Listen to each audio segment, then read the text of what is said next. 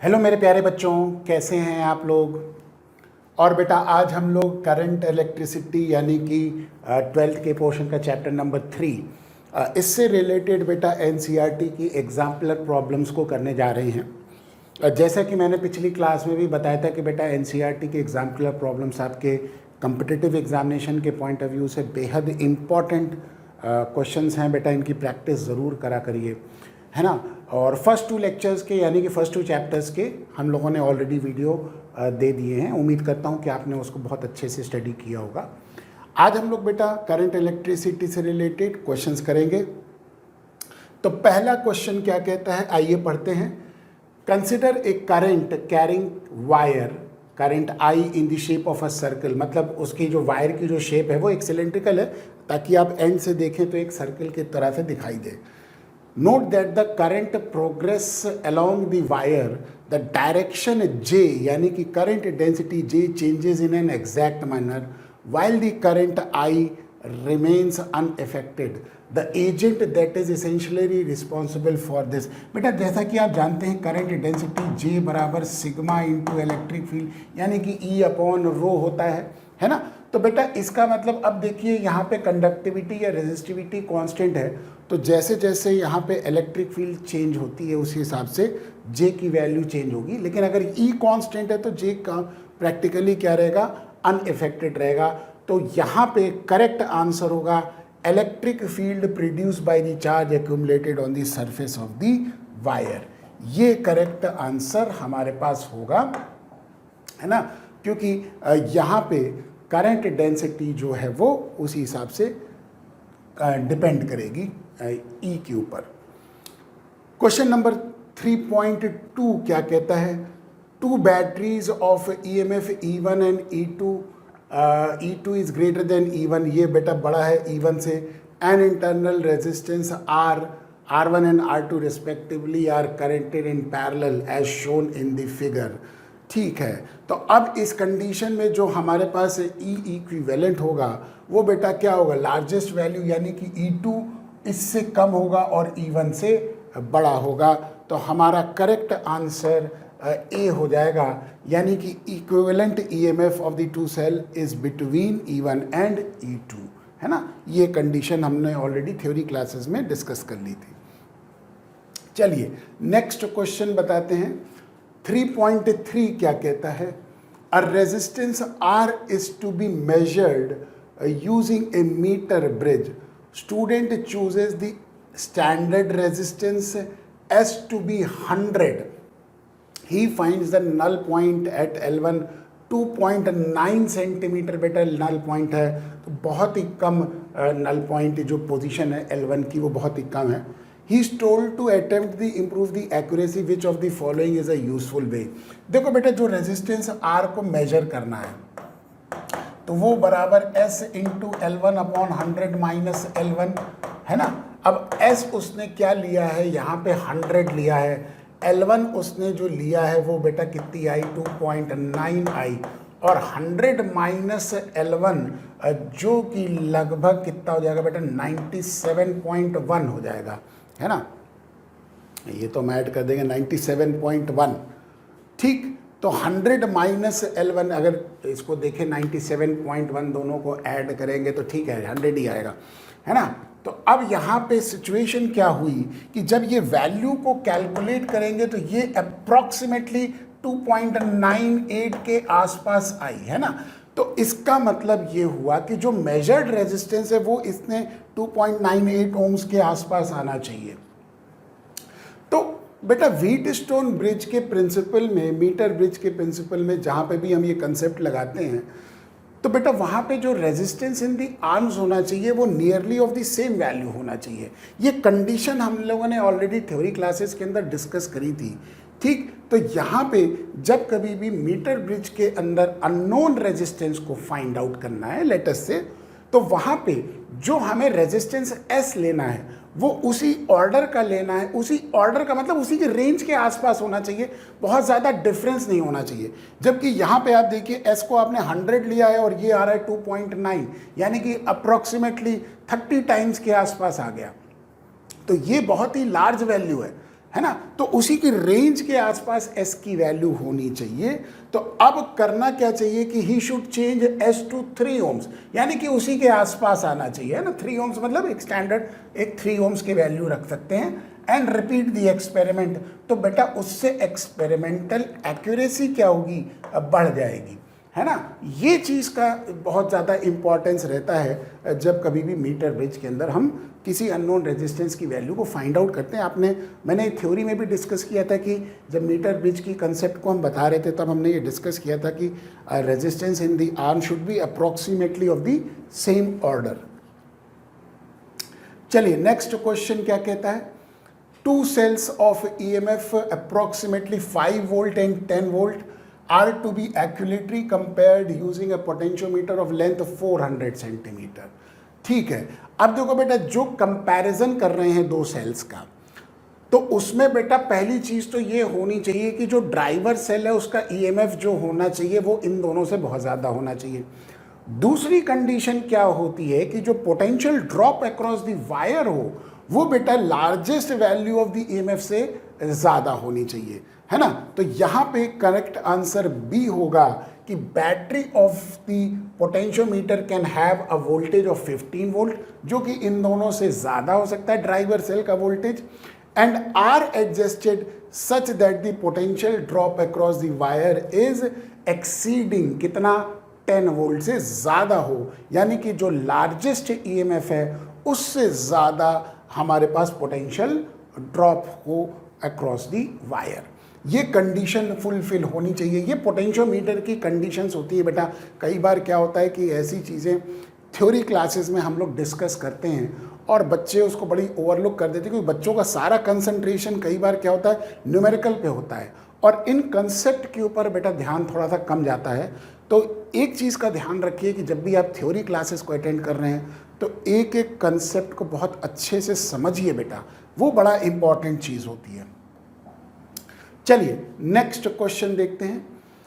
Question number 3.5 कहता है a metal rod of length 10 centimetre and rectangular cross section of 1 into 1/2 centimetre is connected across the battery, है ना। तो थोड़ा सा इसको अगर हम डायग्रामेटिकली कुछ बना सकें तो कुछ अच्छे से बना देंगे। ये लीजिए, अगर हमने इसको डायग्रामेटिकली बना भी दिया, ठीक है, ये ऐसा करके बना, लेकिन ऐसे करके बना लेते ज़्यादा अच्छा रहेगा। ये खूबसूरत सा बन गया, ठीक है। अब देखिए बेटा लेंथ तो हमारे पास 10 हो गई और ये मान लीजिए 1 हो गया। तो अगर ये हमारे पास 1 हो गया, ये 1 हो गया, ठीक, ये आपका हाफ हो गया और ये लेंथ आपकी कितनी हो गई, 10 हो गई, ठीक। अब आपको पता है कि रेजिस्टेंस R बराबर होता है बेटा रो L/A।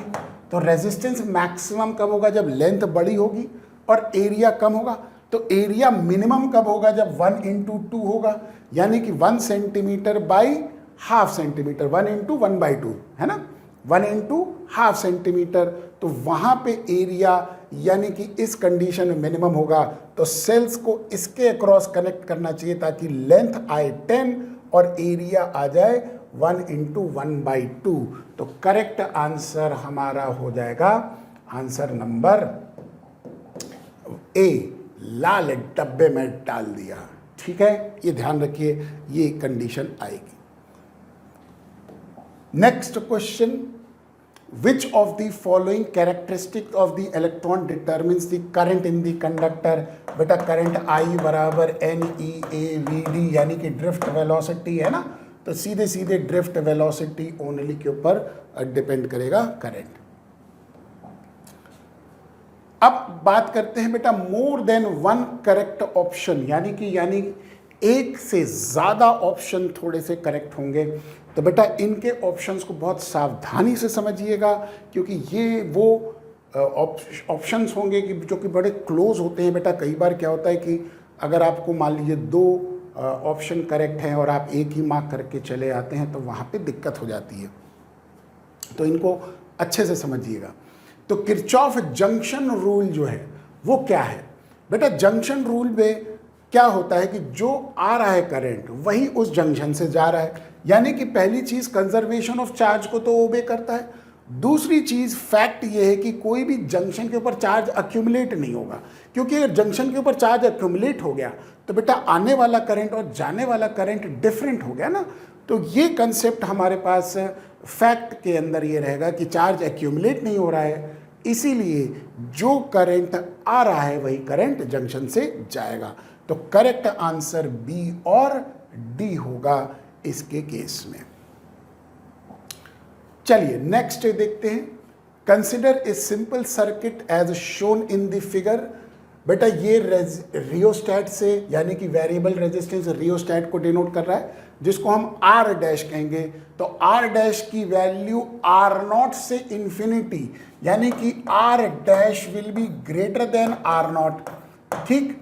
और ये जो रेजिस्टेंस है ये बेटा आर नॉट से कम है, यानी कि this is very very less than क्या, लेस देन क्या हो जाएगा, आर नॉट। आर की वैल्यू आर नॉट से कम है, और बेटा इंटरनल रेजिस्टेंस, मैं इक्वल टू का साइन बार बार लगा दे रहा हूँ, वेरी वेरी लेस देन क्या, मतलब इंटरनल रेजिस्टेंस की वैल्यू सबसे कम होगी, उससे बड़ा ये रेजिस्टेंस होगा, उससे बड़ा क्या होगा, आर नॉट होगा, और आर डैश जो होगा वो सबसे बड़ा होगा, क्योंकि आर डैश की वैल्यू कह रहा है कि vary from R naught to infinity, यानी कि आर डैश की वैल्यू शुरुआत हो रही है आर नॉट से, जबकि आर नॉट आर से बड़ा है।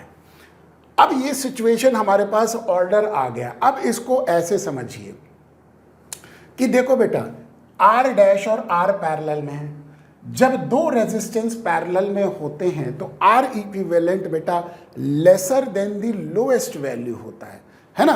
ये चीज का ध्यान रखिए, यानी कि इन दोनों का आर इक्विवेलेंट जो इन दोनों में से कम है उससे भी कम होगा, यानी कि इन दोनों का आर इक्विवेलेंट की वैल्यू या तो आर के बराबर हो सकती है या आर से थोड़ी सी कम हो सकती है, डिपेंड करेगा। क्लियर होगी बात। तो ये चीज को समझिए, इसका मतलब करंट आई की वैल्यू ग्रेटर देन और equal to V upon R plus R होगी, यानी कि आर की मैक्सिमम वैल्यू कब होगी बेटा, देखो ये हमारे पास आर इक्विवेलेंट, यहाँ पे कंडीशन क्या हो सकता है कि इस आर इक्विवेलेंट की वैल्यू, यानी कि इन दोनों का, इसको हम आर इक्विवेलेंट कह दें ज़्यादा अच्छा रहेगा, तो इन दोनों की क्या हो सकती है वैल्यू, इन दोनों की मैक्सिमम आर इक्विवेलेंट तो आर के बराबर हो सकता है ना, इसीलिए यहां पे ये तो आर हो सकता है, या फिर उस आर से कम होगा आर इक्विवेलेंट की वैल्यू। तो बेटा करंट की वैल्यू इससे, यानी कि इस रिलेशनशिप से या तो ज़्यादा हो सकती है या हमको उसके बराबर हो सकती है। तो डी ऑप्शन तो करेक्ट हो गया। दूसरी चीज, potential drop across A B is nearly constant as R dash is varied. क्यों? क्योंकि इसकी वैल्यू बहुत बड़ी है ना, किसके कंपैरिजन में बेटा, आर के कंपैरिजन में। कह रहा है ना, देखो आर नॉट की वैल्यू आर से बहुत बड़ी है और आर डैश शुरू हो रहा है बेटा आर नॉट से, तो इसका मतलब आर डैश की वैल्यू आर के कंपैरिजन में बहुत बड़ी हो गई, तो इसीलिए नियरली कांस्टेंट होगा, यानी कि आर के आसपास की वैल्यू ही होगी। तो करेक्ट आंसर ए और डी होगा इसमें। थोड़ा सा क्वेश्चन की लैंग्वेज को पढ़ने में मैं समझता हूँ कि ठीक है बच्चों को थोड़ी सी दिक्कत होती है, लेकिन प्रैक्टिस के साथ बेटा आप इस चीज़ को, इस दिक्कत को सॉल्व कर सकते हैं। क्वेश्चन नंबर 9 क्या कहता है, the temperature dependence of the resistivity of the semiconductor insulator and metal is significantly based on the following factors। बेटा रेजिस्टिविटी जो है वो क्या होता है, दैट इज क्या होता है, अगर हम देखें तो that is equal to M upon N E square tau होता है ना। टाउ यहाँ पे रिलैक्सेशन टाइम हो गया, और एन जिसको हम कहते हैं बेटा इलेक्ट्रॉन डेंसिटी जिसको हम कहते हैं, या चार्ज कैरियर की डेंसिटी कहते हैं, ठीक। तो number of charge carrier can change with the temperature, temperature के साथ चार्ज कैरियर चेंज करता है, और जिसकी वजह से बेटा अगर ये इंक्रीज करेगा तो उस कंडीशन में रेजिस्टिविटी क्या करेगी, डिक्रीज करेगी, यानी कि उस हिसाब से वो रिलेटेड होता है कि कौन सा फैक्टर कितना चेंज करता है, उस हिसाब से रेजिस्टिविटी ओवरऑल चेंज करती है, ठीक। तो number of charge carriers can change with the temperature, temperature के चेंज करने से number of charge carriers change कर जाते हैं। दूसरी चीज, सक्सेसिव कोलिजन्स के बीच में time interval between two successive collision, यानी कि जो चार्ज कैरियर्स हैं वो दो कोलिजन के बीच में कितना टाइम लेते हैं, उसी को तो बेटा रिलैक्सेशन टाइम टाउ कहते हैं ना, time interval between two successive collision. तो बेटा उस कंडीशन में टाउ जो है वो टेम्परेचर के ऊपर डिपेंड करेगा।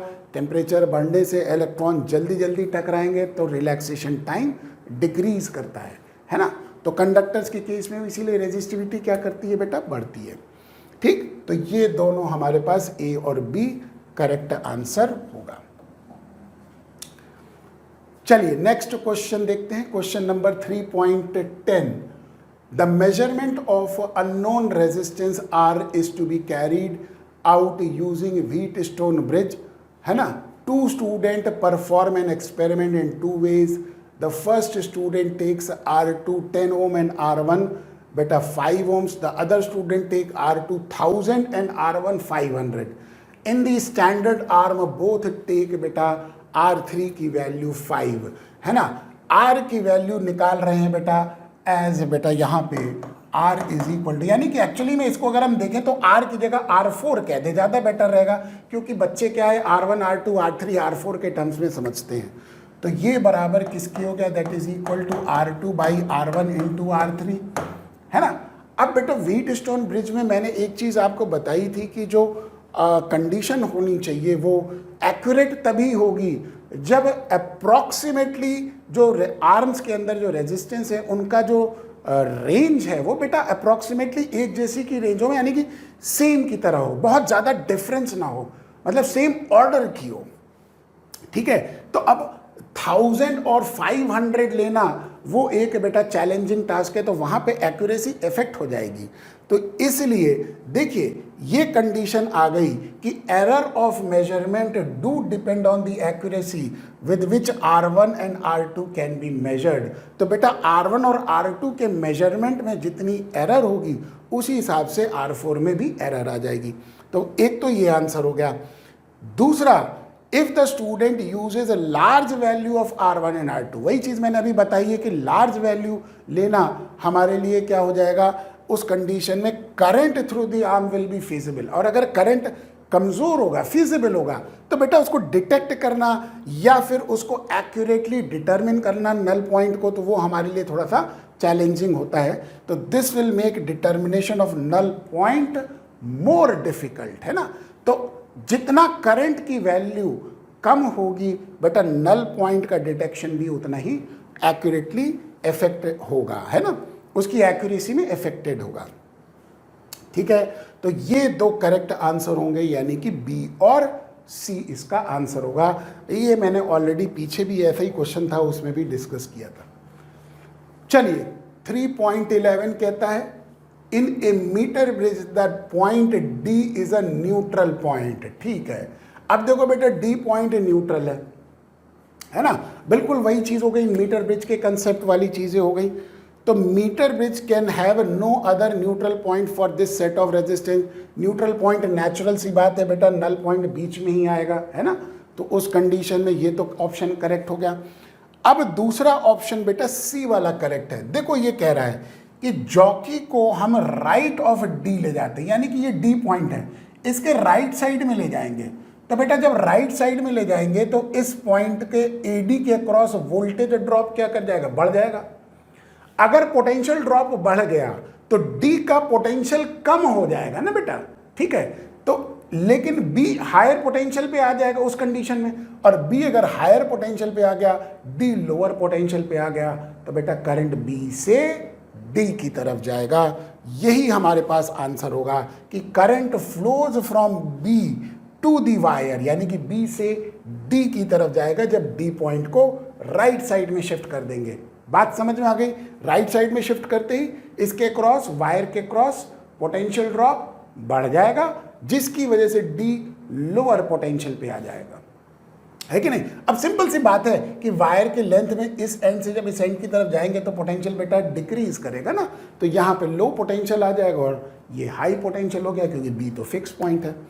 ठीक, तो ये हमारे पास ए और सी बेटा करेक्ट आंसर होगा।